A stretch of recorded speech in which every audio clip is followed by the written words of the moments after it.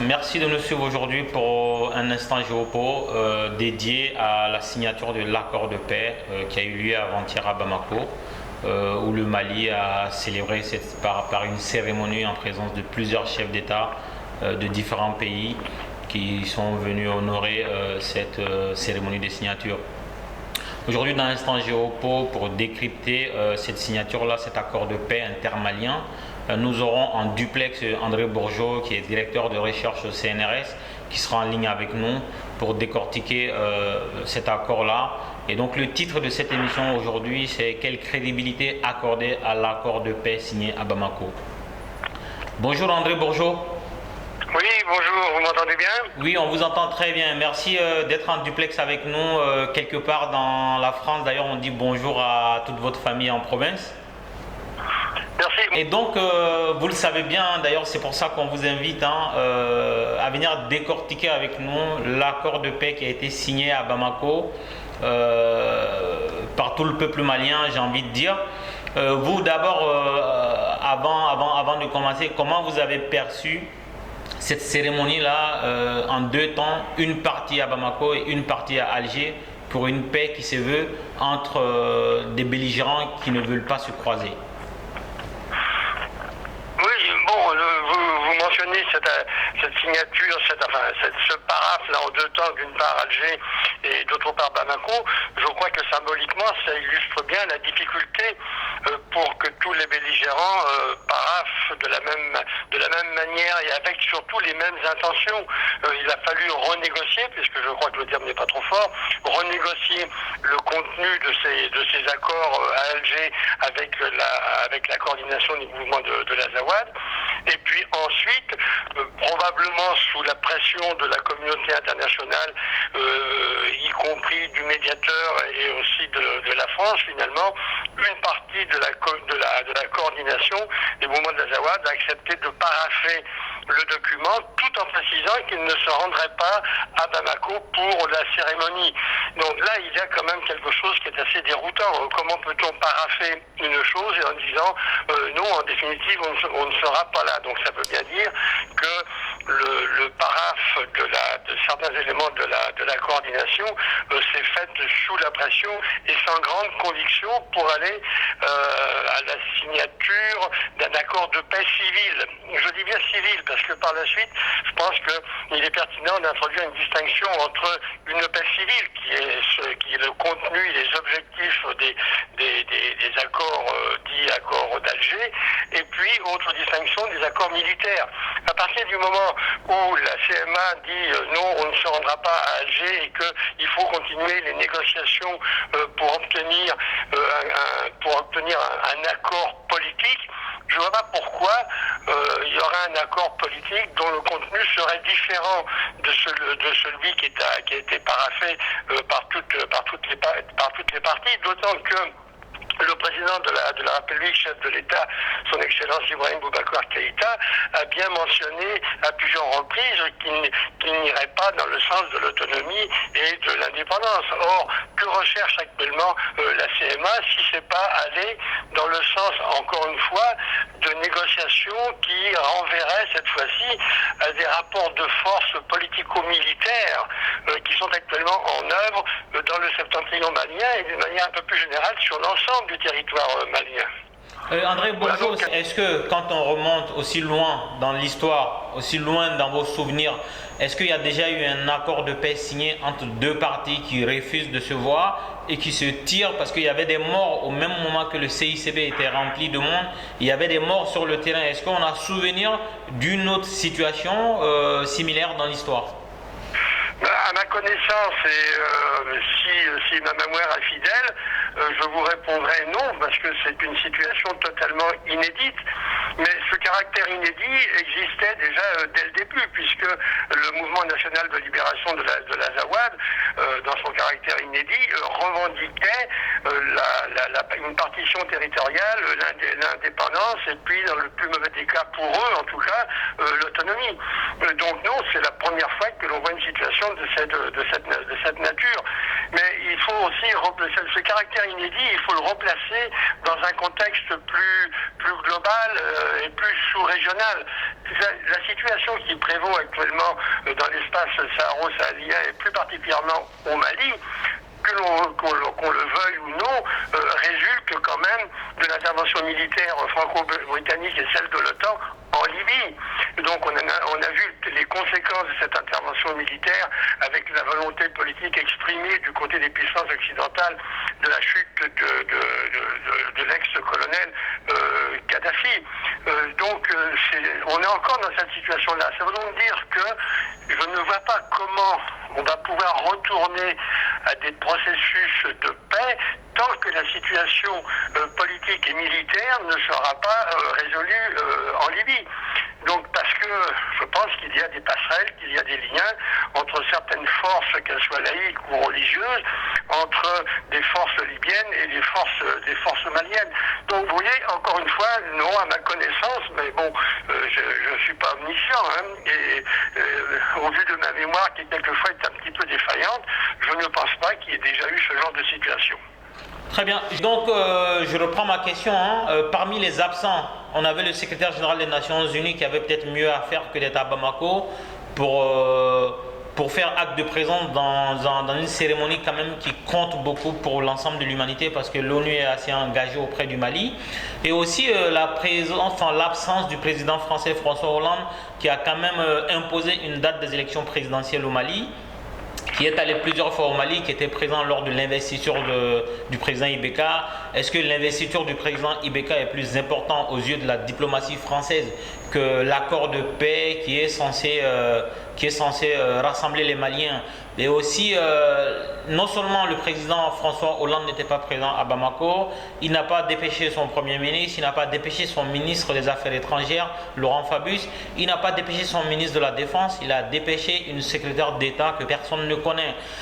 Sur le plan diplomatique, c'est quand même un signal. Est-ce que vous pensez que cette signature d'accord de paix-là entre les Maliens est quelque chose de mort-né, eu égard à tout ce que je viens de vous citer, où il y a un espoir quelque part, et si tel est le cas, dites-nous où est-ce que vous voyez un espoir dans cette signature d'accord de paix? Alors, mort-né, je ne sais pas, mais moi j'aurais tendance à penser être porteur d'un espoir, mais en même temps, je rajouterais que c'est un espoir un petit peu volontariste et qui s'appuie sur pas grand-chose de concret. C'est un petit peu dommage, mais je voudrais revenir sur ce que vous venez de décrire, l'absence d'autorité politique française significative, puisque vous dites que ni le Premier ministre, ni le Président, ni le ministre des Affaires étrangères n'étaient présents à cette cérémonie. Je pense quand même que symboliquement c'est une signification politique, d'autant que la France s'est engagée d'une manière assez ferme sur le territoire malien et d'une manière plus générale dans l'ensemble de l'espace saharien, avec d'abord l'opération Serval et puis ensuite avec l'opération Barkhane. Donc je pense que si effectivement il y avait une volonté de matérialiser ou au moins de croire en ce paraphe, il aurait fallu envoyer pour le moins le ministre des Affaires étrangères ou le ministre de la Défense qui est venu à Bamako à plusieurs reprises. Donc vous voyez, c'est un petit peu gênant, c'est prendre les choses un petit peu de haut avec une certaine condescendance. Ça c'est pour l'aspect français. Maintenant du côté de l'ONU, c'est aussi assez surprenant qu'il n'y ait pas eu une personnalité d'un autre niveau qui ait été présent à Bamako. Mais ça repose aussi, là d'une manière, indirecte, le rôle douteux que certains éléments de la communauté internationale, et plus particulièrement la MINUSMA, a joué pendant toute cette période de turbulence politico-militaire, dont la dernière en date est la reprise de Ménaka par le Gatia, les groupes armés Imraz et alliés de Ménaka qui étaient entre les mains du MNLA. À l'issue de cette reprise, le responsable de l'ONU, de la MINUSMA, a eu recours au cessez-le-feu en demandant au Gatia donc de quitter Ménaka au profit du mouvement national de libération de l'Azawad. Donc vous voyez, c'est quand même une attitude un petit peu douteuse, parce que, sauf erreur de ma part, cette communauté internationale incarnée par la MINUSMA, mais aussi par la présence française, n'a pas condamné, mais ma mémoire n'est pas infaillible, n'a pas condamné la prise de Ménaka par le mouvement national de libération de l'Azawad. Donc vous voyez, il y a des incohérences, des contradictions, des positions qui sont probablement révélatrices de soutien implicite. C'est une des raisons pour lesquelles je pense qu'à partir du moment où les irrédentistes de la coordination du mouvement de l'Azawad disent non, il faut encore négocier politiquement, je pense qu'ils sont plutôt à la recherche d'une modification des rapports de force, cette fois-ci militaire, dans le septentrion et sur l'ensemble du territoire national, pour pouvoir négocier cette fois-ci un accord de paix sur des bases militaires. Je pense que c'est un peu le processus qui est engagé, je peux me tromper, mais si cette hypothèse était pertinente, je ne vois pas comment cette coordination pourrait engager cette pratique si elle ne savait pas qu'elle a des soutiens de puissances étrangères. André Borchot, concrètement, aujourd'hui nous sommes le 17 mai, soit 2 jours après la signature du dit accord à Bamako. Qu'est-ce qui va changer? Qu'est-ce que cet accord-là va changer sur le terrain si on ne donne pas les moyens au Mali pour appliquer cet accord-là? Si on ne démilitarise pas les combattants, si on ne décantonne pas l'armée malienne qui est un peu cantonnée partout au nord du Mali, qu'est-ce que finalement Ibrahim Boubacar Keïta et son pouvoir peut changer dans le statu quo? Pour l'heure, dans l'immédiat, je ne vois pas, mais peut-être parce que je manque d'imagination, quelles pourraient être les retombées concrètes du paraphe de ces accords. Parce que concrètement, on voit mal quelles peuvent être les conditions d'application du contenu de cet accord, compte tenu du fait que, encore une fois, la coordination dit il faut poursuivre les négociations politiques.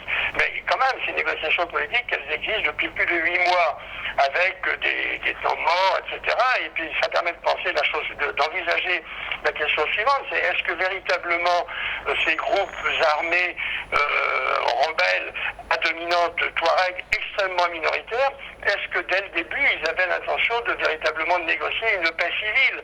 Ça me paraît être une question, en tout cas, que je considère comme étant un peu pertinente. Maintenant, au vu de la situation qui prévaut actuellement dans le pays, on voit bien qu'il y a une recrudescence, cette fois-ci, des actions militaires. On ne voit pas non plus, des embryons, des frémissements de propos politiques qui considéreraient à dire mais les femmes sont là, les Gatia sont là, est-ce qu'il ne faut pas redonner une certaine légitimité ou une certaine légalité aux forces armées maliennes qui en définitive sont là pour défendre un territoire. Or, en phase 2, il y a une coordination des mouvements de l'Azawad qui défend un territoire, qui veulent défendre absolument ce territoire qu'ils appellent eux l'Azawad. Ils l'ont démontré à Ménaka, ils considèrent que c'est leur territoire et que personne d'autre ne peut y mettre les pieds. Ils font exactement la même chose dans la région de Tombouctou. Donc face à ça, il y a quand même une légitimité que l'État-nation, à travers ses fonctions régaliennes et plus particulièrement à travers son armée, devrait être appuyé par cette communauté internationale. Donc est-ce que ça peut faire l'enjeu de nouvelles négociations, cette fois-ci au niveau de l'État et au niveau des représentants de la communauté internationale? C'est peut-être pas impossible, mais on est dans une situation de très grande confusion qui ne permet pas de développer un espoir béat. Je disais que depuis que le président Ibeka est aux affaires, on peut lui reprocher tout ce qu'on veut, mais on ne peut pas lui retirer le fait qu'il a fait énormément d'efforts envers le mouvement national de libération de l'Azawad. Il a lui-même accepté des membres de cette organisation-là dans son organisation politique pour apporter de l'apaisement. Il a à chaque fois tendu la main vers les responsables de ce groupement-là. Et cette attitude-là du président Ibeka, qui est salutaire quand même, n'a jamais été relevée par la communauté internationale. La communauté internationale n'a jamais tapé du poing sur la table pour imposer des limites au MNLA. Ils n'ont jamais imposé des limites à toutes les organisations qui naissent, qui font fusion, qui disparaissent, qui reviennent. Et chaque fois, on a l'impression que c'est le Mali qui doit répondre de ses actes. Ces groupements n'ont jamais répondu de leurs actes. Et si ce rapport-là ne change pas, et si la communauté internationale qui est officiellement présente au Mali pour trouver une solution joue un jeu trouble, comme vous-même vous l'avez précisé précédemment dans votre développement, est-ce que le Mali finalement n'est pas pris dans un piège, n'est pas le théâtre de tous les possibles où au vu et au su de tout le monde on va diviser ce pays-là? Est-ce que ce n'est pas ce projet-là qui est en place avec la France en tête qui, comme on l'a dit en tout début de cette émission-là, n'a pas été présente auprès du Mali et c'est un gros signal pour dire que finalement ils boycottaient la paix que les Maliens veulent? Oui, je pense que votre analyse est tout à fait juste. Hein. Je dois reconnaître et dire mon émerveillement vis-à-vis et la patience que montrent les autorités politiques maliennes face à la situation. Si on reprend maintenant le contenu des accords, il y a eu des concessions énormes qui ont été faites et ces concessions, selon, je suppose, l'esprit qui animait les autorités politiques maliennes, c'était des concessions qu'il fallait faire pour aller dans le sens de la paix. Or, toutes ces concessions-là, j'ai l'impression que la partie adverse, puisque ça se pose en ces termes, a pris ça de très haut, en définitive, en disant bon, c'est leur problème, c'est pas le nôtre. Donc, effectivement, les autorités politiques et militaires maliennes ont été un petit peu seules dans cette volonté d'accéder à la paix, dans cet état d'esprit de réconciliation, puisqu'il y a eu un ministère même qui a été créé à cet effet, à savoir le ministère de la réconciliation. Donc je crois qu'effectivement, ces autorités maliennes, depuis le début, ont eu la main tendue. Mais la main tendue, il faut aussi que quelqu'un la prenne. Donc si personne ne veut la prendre, bien effectivement, là on revient sur le rôle implicite joué par la communauté, la nébuleuse communauté internationale, parce qu'on ne sait pas très bien ce que c'est, donc plus particulièrement la MINUSMA et puis l'opération Barkhane, qui n'a pas soutenu d'une manière en tout cas visible et efficace la position des autorités maliennes. Ensuite se pose le problème aussi du médiateur dont on ne parle plus beaucoup. Moi j'ai beaucoup de difficultés à cerner le rôle politique du médiateur dans cette configuration politique. Et la dernière question que je me pose est la suivante, et ça renvoie au contenu des accords dits d'Alger. Est-ce qu'il n'y a pas quelque part, de la part des pays occidentaux, une volonté de démanteler l'État-nation au profit de régionalisation, voire de régionalisme? En tout cas, c'est une question que l'on doit se poser, parce que si on a une approche comparative de l'ensemble des zones où il y a des interventions militaires, on voit qu'à chaque fois, c'est l'État-nation qui est menacé. Et donc là, je fais le lien, et c'est pas une récupération intellectuelle ou politique, à partir du moment où les autorités maliennes qui incarnent l'autorité, la souveraineté de l'État-nation ne sont pas soutenues justement dans ce sens, on est en droit de se poser certaines questions. Mais peut-être que là, c'est un autre débat. Dernière question, André Bourgeot. Est-ce que le Mali a une autre alternative? C'est ça le gros problème. L'autre alternative du Mali, et c'est une des raisons pour lesquelles on est un peu aussi dans cette situation, c'est que les autorités maliennes, qu'elles soient gouvernementales ou dans l'opposition, n'ont pas véritablement cherché à s'appuyer sur le peuple malien. Si à l'instar de la situation de 1990, il y avait la mise en place d'une conférence, d'assises, de forum, quelle que soit l'appellation populaire, peut-être qu'on ne serait pas dans cette situation-là. Or, maintenant, et j'en reviens à cette approche comparative, partout dans le monde, en tout cas dans l'espace saharo-sahélien, y compris bien sûr la Libye, les institutions internationales ont mis en place des comités nationaux de transition. Donc les initiatives sont des initiatives typiques, des initiatives institutionnelles. Or, dans des situations comme ça, c'est pas l'institution en soi qui peut régler des problèmes si elle n'a pas recours au peuple. Mais c'est pas trop tard. Je pense qu'effectivement, s'il y avait quelque part une volonté politique de s'appuyer sur le peuple malien. Et le peuple malien, c'est quand même son destin aussi qui est en jeu avec le contenu de ces accords-là. Donc, mais c'est pas trop tard, hein. Il peut toujours y avoir dans le recours au peuple malien dans cette dimension pacifiste, je dis bien pacifiste. Je reviens à citer l'exemple de Ménaka. Quand le Gatia est arrivé à Ménaka, il y a eu un soutien populaire immense. Donc ça montre bien qu'on ne peut pas retourner à une situation où la sécurité, cette fois-ci, serait généralisée sur l'ensemble du territoire malien s'il n'y a pas recours au peuple. À cet égard, ça ne mange pas de pain, excusez l'expression, de dire, comme le dit la coordination des mouvements de l'Azawad, qui sont pour l'unité et l'intégrité territoriale. Effectivement, ils ne veulent pas toucher aux frontières nationales qui régissent les États-nations de l'espace saharo-saharien, mais en revanche, et cette fois-ci sur le plan des rapports de pouvoir, ils veulent procéder à une réorganisation du politique à l'intérieur justement de ce territoire national, et plus particulièrement avec l'autonomie, et puis les revendications qui sont bien connues, qui disent, nous, il nous faut une armée composée de 80% d'autochtones du septentrion malien et de l'Azawad. Donc, vous voyez, l'habileté de la chose, c'est, oh non, on ne remet pas en cause l'intégrité du territoire, mais on procède à une réorganisation du politique à l'intérieur de ce territoire. Et c'est dans ces circonstances-là que intervient une régionalisation qui, de mon point de vue, est plus un régionalisme qu'une véritable régionalisation démocratique. J'en veux pour preuve, enfin, en tout cas à titre d'exemple, si le président de région qui dans les accords est élu au suffrage universel direct, s'il avait été élu par ses pairs de l'Assemblée régionale, ça n'aurait pas du tout été la même chose, parce qu'actuellement, en fonction du contenu de l'accord, ce président, il a tous les pouvoirs. Donc il peut faire pratiquement ce qu'il veut, compte tenu du fait qu'il n'a pas de compte à rendre à une instance qui est l'Assemblée régionale.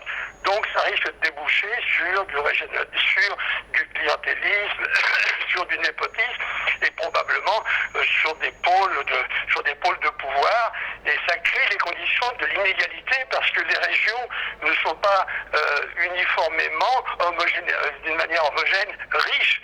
Donc les relations économiques qui vont se développer avec l'extérieur, ça va se faire aussi sur des bases d'intérêt. Très bien, André Bourgeot, je rappelle que vous êtes en duplex avec nous, vous êtes en province, nous à Paris. Merci beaucoup, merci pour nos spectateurs d'avoir accepté de donner votre analyse suite à la signature de l'accord de paix devant mettre fin officiellement à la guerre entre une partie du Mali et le pouvoir central. Merci beaucoup et à très bientôt.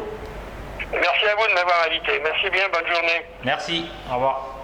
Au revoir. Donc c'était André Bourgeot qu'on a eu en duplex depuis la province. Merci de nous avoir suivis pour ce numéro de Instant Géopo. À dimanche prochain.